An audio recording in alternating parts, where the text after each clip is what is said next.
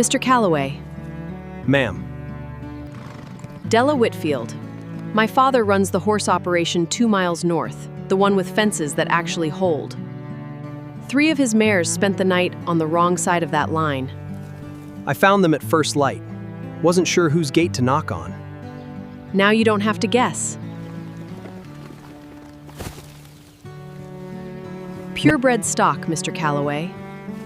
If they've spent the night breathing the same air as your wild herd, my father's going to want to know exactly how that happened. Rope broke on the north corral sometime after dark. I was fixing it when you rode up. That corral or that rope? Both, if I'm honest. Then let's see what you've got before my father finds a reason to ride down here himself.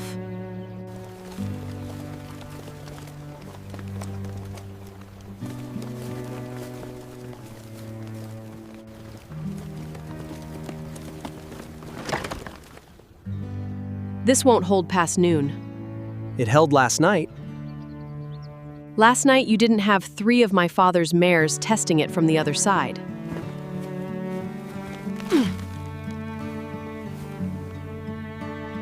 Bred horses lean. There's a difference, and your spacing only accounts for one of them. Bred you're sensitive. You always talk fence with men you've known 10 minutes? Only the ones who can't afford to lose the argument. I can show you how to reset it properly. Won't take the morning. And in exchange? In exchange, you get a fence that holds, and I get my father's mares home before he starts asking who taught his daughter to negotiate with strangers. Fair trade.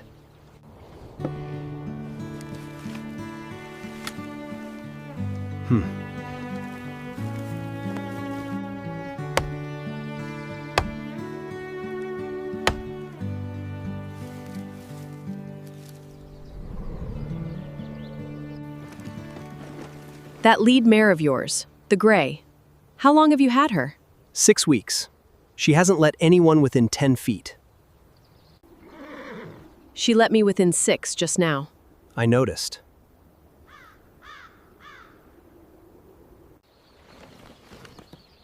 She'll come around. Wild things usually do, if you're patient enough not to chase them. Della Whitfield rode home that morning certain she'd settled a simple matter of stray horses. She had no way of knowing she'd just made a bargain with a man still keeping a promise 2 years unspoken, one he had never once said out loud in this county and didn't intend to start now.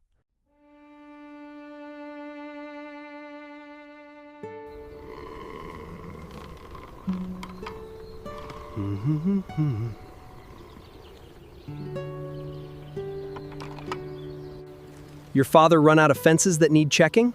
He didn't send me. Didn't ask him to send you either. That gray mare, you said 6 weeks. It's been 10 days since I asked. 10 days and 4 visits. I'm keeping track of my father's mares. She hasn't let you touch her. Not once. Every rope I've thrown, she reads before it leaves my hand. That's not stubbornness.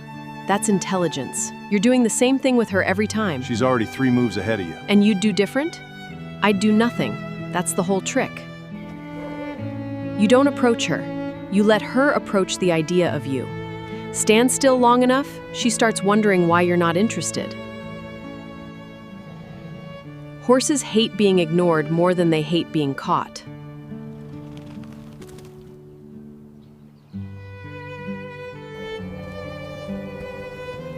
She's coming. Don't look at her. Look at the ground in front of you.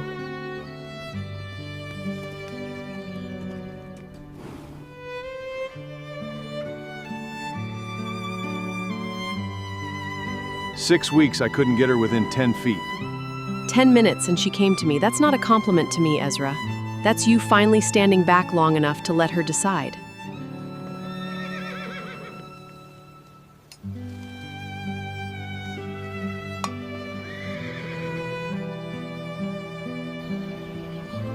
Where'd you learn horses like that? Not from ranch work.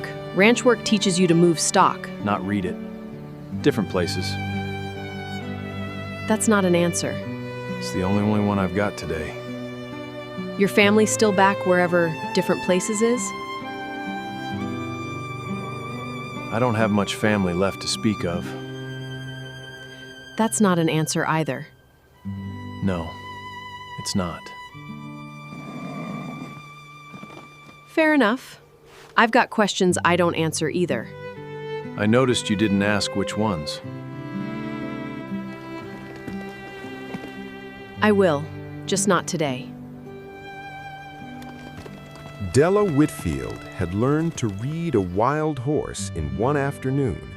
Reading Ezra Calloway, she suspected, was going to take considerably longer, and she had already decided she had the patience for it. In the 3 weeks that Followed, Della Whitfield rode out to the boundary meadow 11 times. they didn't speak of the past. They spoke the language of wild horses, mended fences, and quiet mornings. But in a county this empty, a woman riding the same trail 11 times makes a sound louder than a stampede, and a father always hears it first. You wouldn't happen to know a man breaks horses out this way? Goes by Calloway? Ezra Calloway. Keeps to himself, mostly. Why do you ask? No reason. Name just rang a bell. Man I used to do business with back in Ohio had a nephew went by that name. Left home rather sudden, as I recall. Some trouble with a wedding that didn't happen. Whitfield. Warren Whitfield. Mercer. Pleasure. This Calloway you mentioned, you're certain of the name? Certain enough. Small world, isn't it, Mr. Whitfield? You know a Calloway? My daughter does. Calloway. Mr. Whitfield. I heard something in town today about a man named Calloway. A wedding, Ohio. You heard something. I heard enough to ask. Then ask. Is it true? Some of it. Probably not the part that made it worth repeating. That's not an answer. It's the only one I owe a man I've known 10 minutes. My daughter's not a woman who gets talked out of things, once she's decided them. So I won't waste breath telling you to stay away from her. Good. I wasn't going to listen anyway.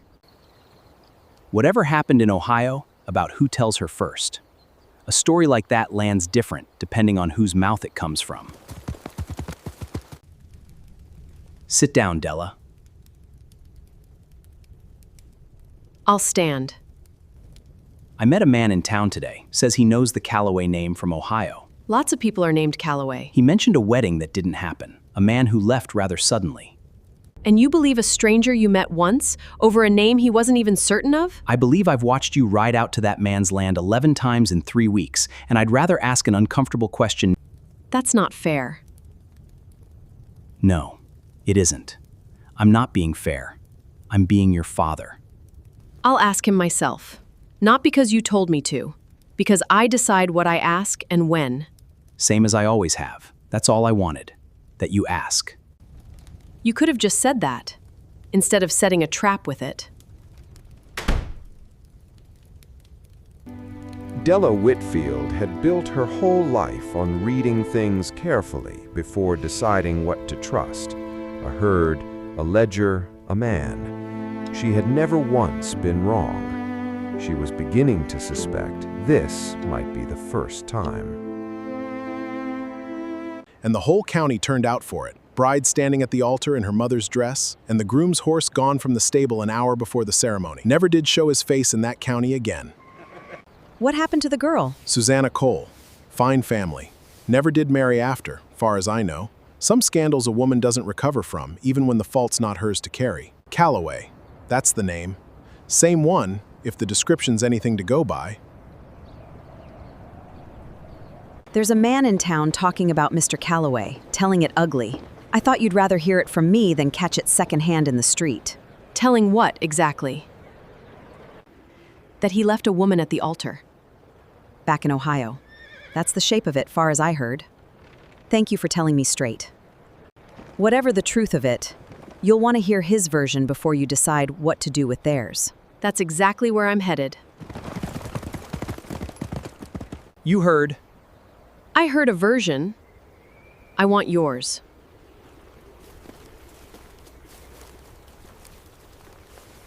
Her name was Susanna Cole. Our fathers did business together. The wedding was arranged before either of us was old enough to have an opinion about it. That's not a crime, Ezra. No. Leaving the night before it happened? That's the part people don't forgive as easy. Why'd you leave? The week before the wedding, I found the contract. Not the marriage license, the other one, between our fathers. Cattle rights, water access. Her hand was worth 40 acres and a well that never runs dry, written down plain as any trade I'd ever seen made in that county. Did she know? No, I don't think she did. That's the part I've never gotten past. She thought it was real. So you ran? I ran, rode out that night, and never went back. Left her standing in a life I'd made worse by leaving instead of better. You could have told her the truth, given her the choice. I know that now. I was 23 and scared, and I told myself leaving was mercy. It wasn't. It was just easier. Mine was over property too. Different shape. Same bone underneath it. I didn't know that. You didn't ask. I didn't offer. We've been fair about that at least. That's why you don't talk about promises like they're small. That's why. You told me the truth just now. Straight, first time I asked outright. Didn't dress it up. Didn't wait for me to drag it out Out of you in pieces. Wasn't going to make you do that twice. That matters more to me than what happened 6 years ago in a church in Ohio. It shouldn't be the only thing that matters. It isn't. But it's the thing I needed to see today. Ezra Calloway had spent 6 years believing the truth once spoken would cost him everything. Della Whitfield had just shown him it could cost considerably less than the years of silence had, provided he never made her wait that long for it again. You've been quiet all evening. Thinking. About?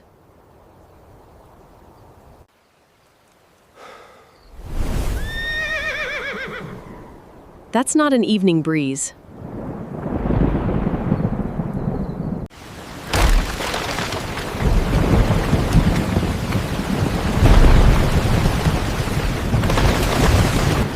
They're going for the North Gap!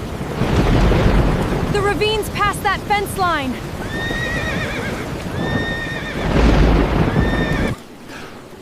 Stay here! Not a chance.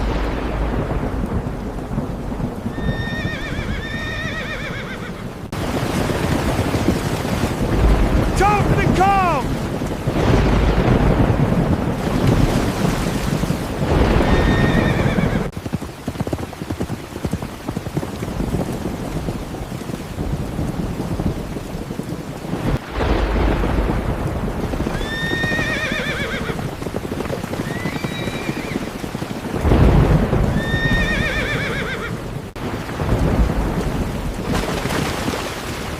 Hold her!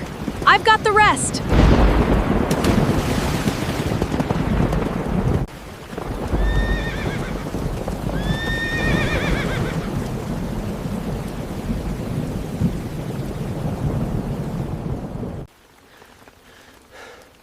You could have let her go.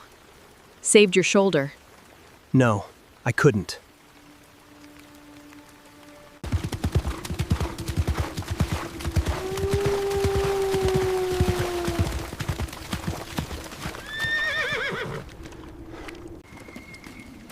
Where?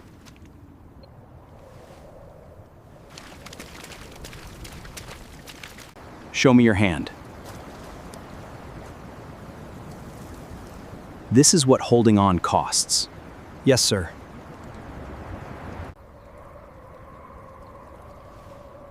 I called you a man who ran once. Said it to your face, right here on this land. You did. I was wrong to leave it at that. A man can run once, at 23, scared and stupid, and still be exactly the kind of man who doesn't run again at 30. I rode out here tonight to find a tragedy. I've buried a wife already, Calloway. I know exact ride feels like. I'm sorry you had to make it. That's not a night's worth of deciding, Calloway. That's 6 years of a man practicing how not to be the person he was ashamed of. Someone want to tell me what I missed?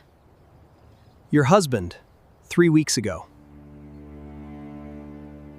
That's the closest thing to an apology we will ever get out of you. It's the only kind I've got.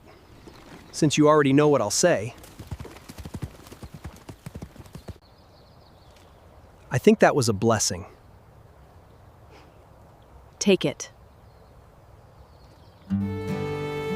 The air was still, as if the territory itself held its breath for them. Ezra Calloway, do you take this woman? I do. Della Whitfield, take this man? I do. Then by the authority vested in me, I now pronounce you. At the edge of the world they'd built, they finally found home.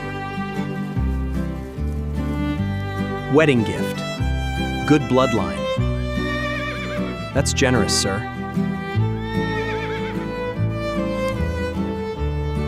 He never once let go of a rope in 6 years, changes today. No, I don't imagine it does.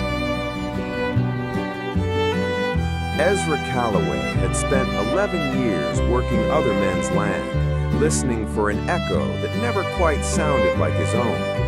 He found it, in the end, not in the acres or the herd or the remount contract that first brought him to this stretch of Wyoming, but in a woman who taught him that reading something carefully and trusting it anyway was the bravest kind of promise there was.